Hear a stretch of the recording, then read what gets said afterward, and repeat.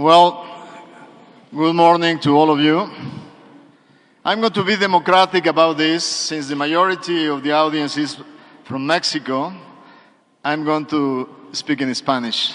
So if you allow me, please, whoever needs translation, get hands on your translation devices so we can start. First of all, I'm going to say it in English because Aldo Cristia speaks some Spanish, but I want to welcome to Mexico Minister Cristia Freeland, who used to be my counterpart as Trade Minister of Canada, and now she's entrusted with Foreign Affairs, plus with the U.S. also the potential renegotiations in NAFTA. So welcome to Mexico. While we were waiting, I was giving Cristia a tour of the National Palace, showing her all the rooms that are relevant for Mexican history. So I thank you for being late because that gave us the chance to walk around and to get and to exchange some of our insights about the future of NAFTA negotiations. Now, if you allow me, I'm going to switch to Spanish.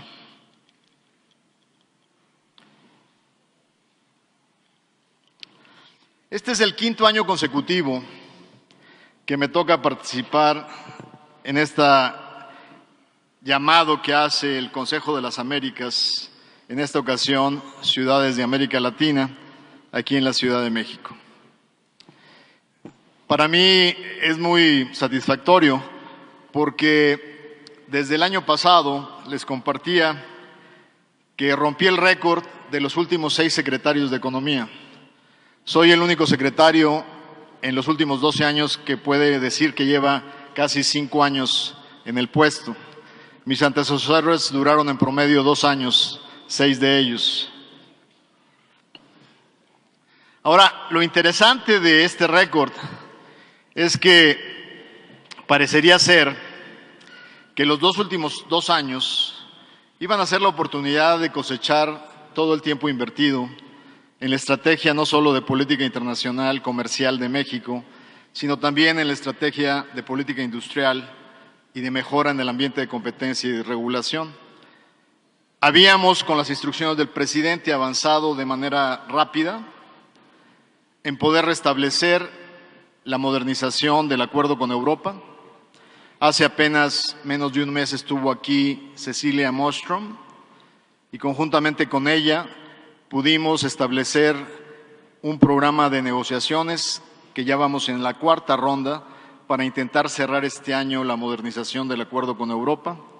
Bajo instrucciones del presidente pudimos cerrar en agosto de 2014 la negociación de Alianza Pacífico y pudimos ya establecer la aprobación en el Senado, teniendo hoy libre comercio en el 92% del universo arancelario.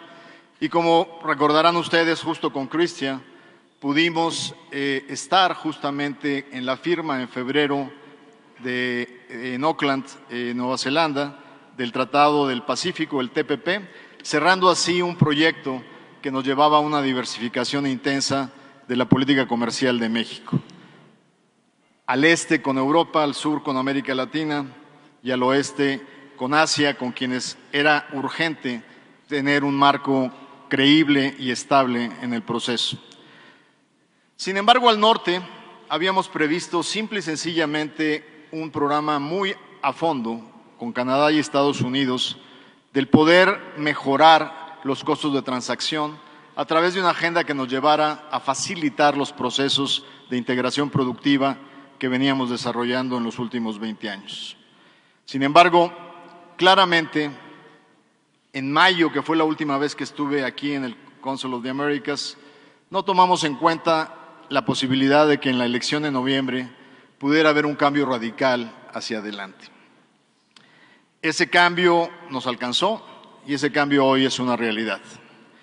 Y si iniciemos repasando un poco cómo nos cambia, al menos en el panorama comercial, la perspectiva, pues les vengo a compartir. Me acabo de bajar ayer del avión, regresé de Vietnam y en la reunión de APEC las señales fueron las mismas que hemos escuchado en el G20 y que seguramente escucharemos en el G7. Hay un nuevo posicionamiento en materia de comercio global multilateral, donde hay un nuevo lenguaje por parte de nuestros vecinos al norte, los Estados Unidos, donde se comenta y se establece en los términos de declaratorias que siguen comprometidos con el multilateralismo, pero definiendo claramente un objetivo, que el comercio debe ser justo, algo que antes escuchábamos de otro tipo de países, y en esa justicia básicamente el bottom line del mensaje es que Estados Unidos está convencido que tiene que reducir sus déficits comerciales con el mundo. Eso quedó claramente establecido en la participación de Robert Lighthizer en la mesa de discusión de ministros responsables de comercio en Vietnam, en donde Estados Unidos claramente opinó que no deberíamos de tener un acuerdo para la declaración total de ministros y se inclinó por una declaración del chair, quien era Vietnam, en donde al mismo tiempo pidió que no se hablara de un consenso sobre la lucha en favor del libre comercio y en contra del proteccionismo, claramente resaltando que Estados Unidos va a enfatizar profundamente su derecho a utilizar los instrumentos. Lo que pasó en Vietnam no es nada diferente de lo que el secretario del Tesoro estableció en la reunión de ministros de Finanzas del G20.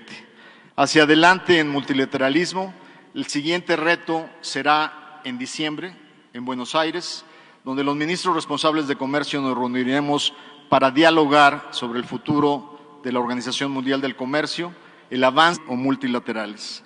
La única excepción seguramente será NAFTA, dada la naturaleza trilateral del proyecto y dado que en su marco en sí mismo está construido un diálogo y una negociación trilateral. Esto incluso frente al asombro de que sin duda hay acuerdos plurilaterales que son del interés de la comunidad de negocios de Estados Unidos. TISA es un gran ejemplo de ello, el acuerdo de la OMC plurilateral, lo mismo que ocurre en el caso de los bienes ambientales, lo mismo que seguramente ocurrirá en cualquier negociación que tenga que ver con la economía digital y la liberalización de servicios. En ese sentido, es clarísimo que va a haber una diferencia entre el interés esencial en la acción plurilateral paralela a los acuerdos de Doha y lo que sería un poco la visión estratégica de la comunidad empresarial de los Estados Unidos. Ahora, si tratamos de enfocarnos sobre el reto que es fundamentalmente el tema que ustedes están pensando que platiquemos, que es la próxima negociación, ¿dónde estamos en relación a la negociación de NAFTA? Bueno, primero, México, como ustedes saben, por instrucciones presidenciales, habíamos lanzado ya el proceso de consultas que llevamos prácticamente desarrollado y concluido a nivel sectorial. Una cantidad impresionante de reuniones con el sector privado, de consultas con los diferentes actores y organismos no gubernamentales y seguiremos muy de cerca con el Senado de la República este proceso. Estábamos esperando la definición de los tiempos en Washington y finalmente estos llegaron con la ratificación de Robert Lighthizer justamente para poder permitir la notificación. La notificación llegó el día 18 de mayo y muchos actores fueron sorprendidos por el hecho de que la vieron muy sencilla, la vieron a nivel de objetivo muy general y que no profundizó en ningunos objetivos específicos de negociación pues que pudieran ser alarmantes para nuestras comunidades de negocio en Canadá o en Estados Unidos. La verdad es que eso demuestra que Bob Lighthizer es un jugador que tiene muchos años en esto y sabía que la carta de notificación no tenía que llevar un nivel de profundidad y sería más sencilla para poderla procesar en el Congreso de Estados Unidos sin necesidad de anticipar controversias de visión entre quienes sin duda tendrán un gran papel, que son los diputados y los senadores norteamericanos. Sin embargo, el mismo marco legal del Trade Promotion Authority, de la Autoridad para Promoción Comercial de los Estados Unidos, indica que 60 días antes de iniciar negociaciones tienen que mandar al Congreso, después de haber iniciado consultas y recopilando la visión de actores, un documento que delinee más profundamente objetivos de negociación. Este segundo documento es el más relevante para poder claramente ver cuáles serán estos objetivos plasmados dentro de este proceso. Ahora, es muy importante entender que en esto el papel que conjuntamente vamos a jugar con Canadá, y por eso agradezco mucho la presencia de mi colega Freeland, es fundamental para poder enfocar claramente cuáles pudieran ser los cambios de NAFTA que son constructivos, que nos lleven a generar valor y avanzar en la modernidad del acuerdo que hoy tenemos. El presidente de México en enero de este año fue muy claro en definir 5 objetivos para la relación bilateral y 5 principios y 10 objetivos de negociación. En mi caso, yo he traducido, he adoptado esos principios y objetivos para claramente definir 3 pilares objetivos en este proceso. El primero, y lo he dicho antes, no podemos iniciar una negociación sin un reconocimiento que las 3 partes hemos sido altamente beneficiadas de este acuerdo. Afortunadamente, en este pilar, el tiempo ha sido nuestro aliado. Y si observamos, en los últimos 100 días ha habido más manifestaciones a favor de NAFTA en los Estados Unidos por parte de stakeholders y de grupos de la comunidad empresarial de las que hubieron en 20 años, después de haber instalado el TLCAN. Esto ha ayudado a dejar claramente establecido que la defensa del tratado no está en las manos exclusivamente de México o de Canadá, sino están en las manos de todos aquellos que son parte de los beneficios de NAFTA en todos los sectores, manufacturas, agricultura, servicios en los Estados Unidos. Y si algo va a dejar este proceso, es una reafirmación para que en el futuro NAFTA no sea parte de los debates en la política electoral en los Estados Unidos, a través de un proceso que ha reconocido el propio sector productivo estadounidense de que tiene un gran valor para sus ciudadanos. Así es que este primer elemento creo que se fortalece porque no se puede uno sentar a una negociación estando en el banquillo de los acusados como siendo el único ganador de esta negociación. El segundo elemento que ha sido reconocido tanto por mis colegas canadienses como nosotros en México es que después de 22 años es importante introducir nuevos temas al Tratado de Libre Comercio de América del Norte que claramente reflejan la evolución de la economía mundial. Y estos temas son muy diversos, desde la importancia de las tecnologías de la información y las telecomunicaciones en todo, inclusive en el proceso de manufacturas, hasta claramente el papel que juega el comercio electrónico, los elementos de cambio radical que ha habido en las nuevas tendencias en protección a la propiedad intelectual, hasta los debates posteriores a NAFTA sobre la importancia de los derechos laborales y ambientales que son fundamentales para un crecimiento sostenido. Yo creo que hay suficientes temas para en sí mismo ser un objetivo de este proceso de renegociación y poner a NAFTA otra vez en el parteaguas de los tratados comerciales de primera generación en el siglo XXI. Y finalmente, como lo he repetido antes, la democracia a veces, no a veces, sino generalmente, es un factor de fortaleza en los procesos de negociaciones internacionales. Y en este tema, no me dejará mentir Jaime Serra, que nos acaba de acompañar en este momento, que cuando a él le tocó liderar las negociaciones del Tratado de Libre Comercio hace más de 22 años, muy seguido en la mesa de negociación, cuando queríamos pedir mayor penetración de algunos intereses estratégicos de México, la excusa del lado estadounidense era: no te puedo dar más jugo de naranja porque voy a perder los votos de Florida, no te puedo dar más tabaco porque el senador de North Carolina no va a apoyar el tratado. ¿Qué quieres? ¿Más acceso o tratado? Y ese dilema nos lo ponían siempre enfrente. Y cuando tratábamos de replicar con el mismo argumento, se reían de nosotros porque decían: ¿de qué me estás hablando? Tu presidente tiene mayoría en ambas cámaras, y dicta la instrucción directa a sus legisladores de cómo votar. Así es que no me vengas a decir que México tiene un problema de check and balance que sea insuperable. 22 años después, la realidad política nos ha alcanzado. La democracia mexicana es una realidad que nos crea equilibrios y balances en el sistema. Y eso garantiza que independientemente del buen deseo de un negociador de traer un tratado comercial positivo, que es una solución ganar para México, no solo es un deseo, es una necesidad política para que este proceso tenga resultados. Así es que hoy, parados frente a un proceso de renegociación, estamos obligados a que haya un espacio para Canadá, para Estados Unidos y para México, de poder tener la aprobación de ese instrumento entre los cuerpos parlamentarios y legislativos de nuestros países. Yo creo que hacia adelante es claro que tenemos que prepararnos para iniciar una negociación que seguramente estará arrancando a fines de agosto, mediados fines de agosto, y que sea un proceso que tome en cuenta, sin duda, las restricciones del ambiente político que imperan en los tres países. Cada uno tenemos nuestras restricciones. Estados Unidos tiene una elección de medio término y México tiene su elección presidencial. Sin duda, lo mejor que podemos hacer para inversionistas y para las entes económicas es mandar señales claras y de certidumbre.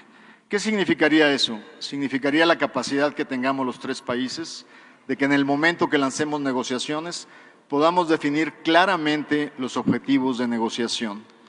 Esto es fundamental para poder tener un proceso de negociación eficiente. Siempre hago la analogía, si NAFTA fuera un paciente y lo vamos a poner en el quirófano, sin una ruta hacia dónde vamos a ir en el proceso para mejorar la calidad de vida del paciente, lo que podríamos hacer es terminar descuartizando al paciente. Por lo tanto, decir de qué se tratará esta negociación y de qué no se tratará esta negociación es fundamental. Nos ayudará para estabilizar los mercados y nos ayudará para definir claramente la eficiencia con la cual condujamos los procesos. Estamos parados hoy frente a ese reto. No requiere mucha visión para poder tomar nota de lo que han sido los testimonios públicos, conferencias, testimonios ante el Senado de los actores relevantes en Washington. Y conjuntamente con nuestros amigos canadienses podemos anticipar algunas de estas líneas.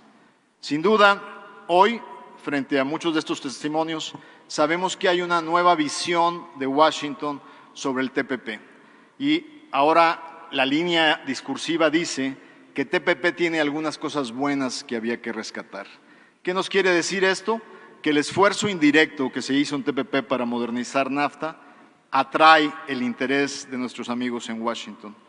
Pero es muy importante subrayar que los países socios de TPP estuvimos dispuestos a hacer un paquete integral y hacer concesiones sujetos a beneficios de la ampliación de un mercado asiático y de una mayor profundización en el acceso a Japón.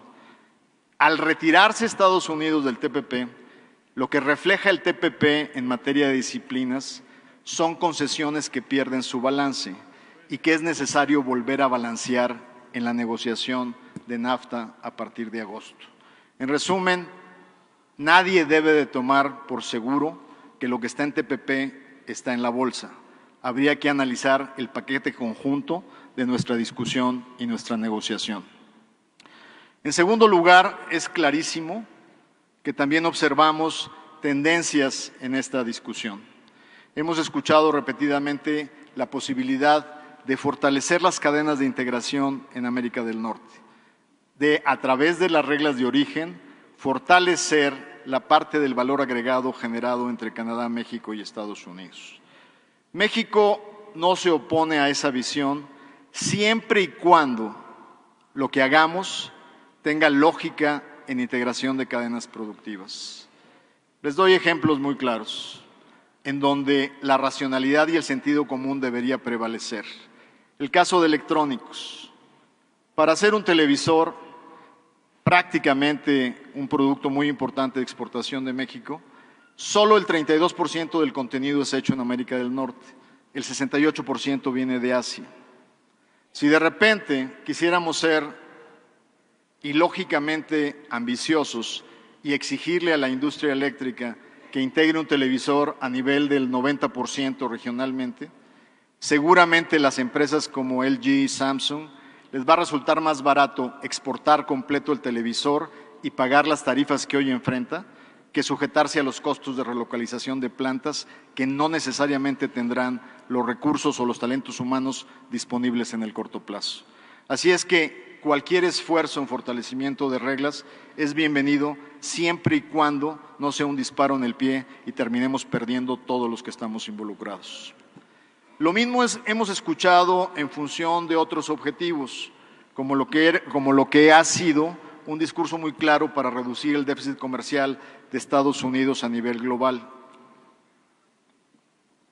Claramente hay un gran debate, y no es debate, es sentido común, donde la mayor parte de los economistas coinciden que la variable a analizar la fortaleza de una economía no es el déficit comercial. En dado caso, habría que analizar la balanza de cuenta corriente, que incluye también servicios, pero sobre todo hay contrabalances fundamentales macroeconómicos que garantizan la fortaleza de un país frente a su situación comercial. Pero asumiendo que este debate va a ser con tintes mercantilistas, tendríamos que prepararnos también para una visión que no solo está enfocada en el déficit global, aún peor, en déficit país-país, que no toma en cuenta que hoy no negociamos bienes finales, sino insumos intermedios que forman parte de las cadenas globales de valor. Y en ese sentido, tenemos que ser muy cuidadosos de cómo establecer objetivos de lo que llaman trade relocation. Lo único que México ha sentado y ha dejado claro, que cualquier esfuerzo para mejorar las condiciones de balanza entre los tres países tiene que estar fundamentada en que debe de ser a través de expansión de comercio, no a través de reducción de comercio. Una y otra vez hemos dejado claro que no aceptaríamos ni restablecimiento de aranceles ni establecimiento de cuotas que restringen los flujos comerciales. Esto fue en la última conferencia en Washington del Consejo de las Américas, estuvo Wilbur Ross, y me gustó que lo escuché decir efectivamente algo similar. Pero entendiendo que su posición también es de negociación, terminó la frase diciendo, al menos que estemos obligados, porque Canadá y México no estén de acuerdo, a poner tarifas y aranceles. Entonces, claro que lo tiene que poner como una amenaza dentro de la negociación, cosa que también pues, tiene su respectiva respuesta en Canadá y en México. Pero finalmente, yo concluiría diciéndoles, soy positivo, soy bastante positivo, no utilizo la palabra optimismo, pero sí positivo de que podemos llegar a una buena negociación, estableciendo una pista de aterrizaje que nos permita poder conservar la generación de valor en América del Norte, profundizar la competitividad y evitar acciones que destruyan valor y distorsionen lo que juntos hemos creado en los últimos 20 años. Estaremos trabajando muy de cerca con el sector privado, con los sindicatos mexicanos y con los interlocutores, para conforme avancemos en este proceso, podamos definir una sola posición de México en esta negociación. Con esto, les agradezco muchísimo su atención esta mañana y estoy a sus órdenes para cualquier pregunta.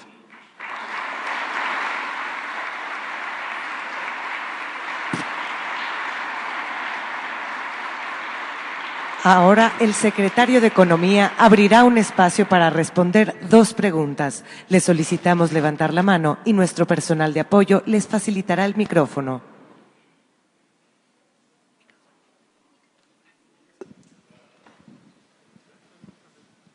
Bueno, buenos días, señor secretario.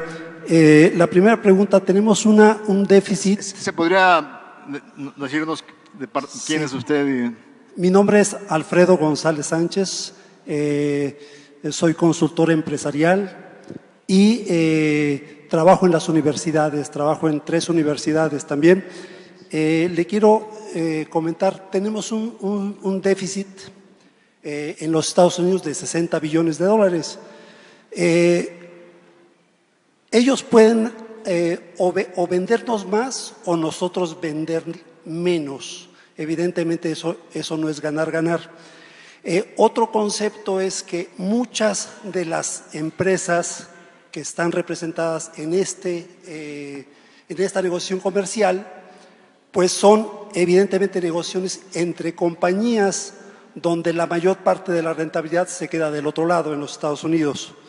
Y hemos visto que ha habido riesgos en el tipo de cambio, y esa es la principal pregunta: ¿qué tipo de riesgos podríamos enfrentar en el próximo plazo cuando se genere esta negociación del Tratado de Libre Comercio? Gracias. Bueno, la primera parte de tu observación, de alguna manera creo que lo dije claramente.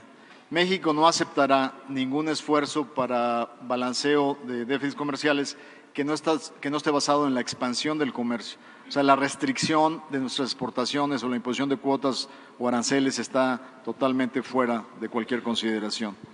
El segundo tema, en términos del déficit, básicamente lo que afirmaba es que buena parte de la relación comercial está en insumos intermedios. Cuando quitamos la parte agrícola y nos enfocamos a la parte de manufacturas, la mayor parte de esto está en insumos intermedios. Y es fundamental el que las empresas involucradas en esto, muchas estadounidenses, también dejen ver claramente su posición frente a Washington. Una de las cosas que creo que es diferente en este reposicionamiento de NAFTA, el que ocurrió hace más de 22 años, es que hoy son los propios intereses de Estados Unidos los que deben de defender el tratado frente a sus propios representantes. Y hasta hoy ello ha ido avanzando y fue crucial, sobre todo con el reflejo de los intereses agropecuarios en el último incidente que tuvimos hace como 2 semanas. O sea, México no debe de ser el que dé el frente ante legisladores o senadores estadounidenses. Los que deben de defenderlo son los propios estadounidenses, que hoy efectivamente lo están defendiendo. Y en materia de tipo de cambio, creo que los stakeholders en enero les quedó clarísimo que sobre reaccionar a cuestiones mediáticas superficiales como tweets o declaraciones de corto plazo es sin duda contrario a sus propios intereses, y hay que esperar una definición clara de lo que viene siendo política pública para poder realmente tomar decisiones en los mercados. Y de alguna manera una combinación de cosas han permitido que las cosas se mejoren en el año y que lleguemos al fin de un primer cuatrimestre donde sorpresivamente ahora las proyecciones de crecimiento se están revisando a la alta. Tenemos resultados mejor que los esperados en este cuatrimestre y sin duda hacia adelante va a ser fundamental. El inicio de esta negociación, quiero decirles claramente, así como digo que creo que hay una muy buena posibilidad de aterrizarla correctamente, también les digo que esto va a ser una montaña rusa. Habrá días malos, habrá días buenos y habrá días peores y mejores. Lo importante es que los actores económicos estén sin duda viendo elementos fundamentales más de fondo en lo que está pasando. Si los mercados sobrereaccionan a estrategias de negociación, generalmente se estarán equivocando. En el caso de México, y seguramente la ministra Freeland lo compartirá con ustedes en la siguiente exposición junto con el canciller, le diría que lo dejó claramente establecido esta primera parte de la experiencia hasta abril. Los que movimos el tipo de cambio fuimos los mexicanos. O sea, de alguna manera hubo sobrereacciones al arranque del proceso que después se fueron modificando. Y finalmente, creo que a Washington también le quedó claro que cada vez que hay una tweet, el objetivo de ellos de vender más o exportar más se limita y es contraproducente, como lo vimos con el desempeño de las exportaciones mexicanas en el primer trimestre. Gracias.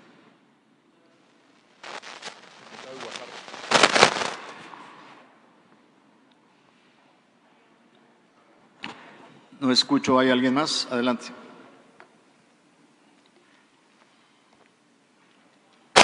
Hola. Armando Ortega, presidente de la CANCHAM. Secretario, vemos con confianza, probablemente igual que usted, no con absoluto optimismo, la negociación del TELCAN.